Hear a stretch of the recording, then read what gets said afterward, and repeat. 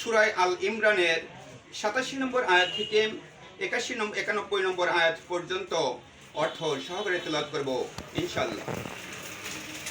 আউযু বিল্লাহি মিনাশ শাইতানির রাজীম। বিসমিল্লাহির রাহমানির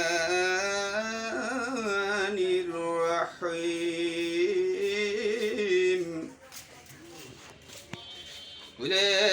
أولئك جزاؤهم وأن عليهم لعنة الله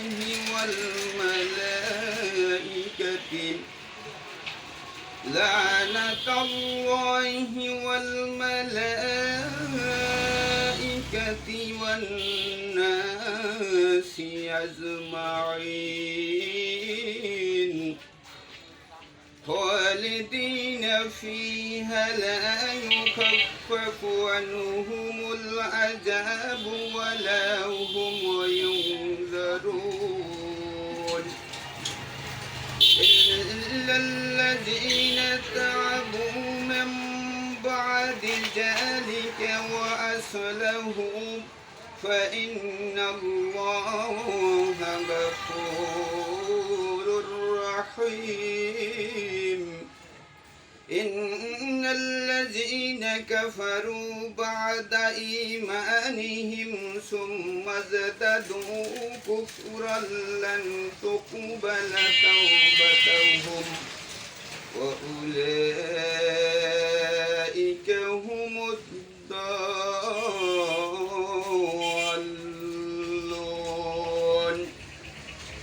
إن الذين كفروا وماتوا وهم كفار فلا يقبل من أحدهم ملء الأرض ذهبا ولا بفضة به أولئك لهم عذاب أليم وما لهم من الناصرين.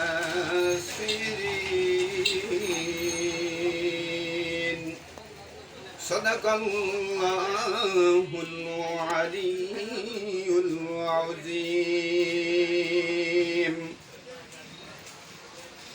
ইরশাদ হচ্ছে,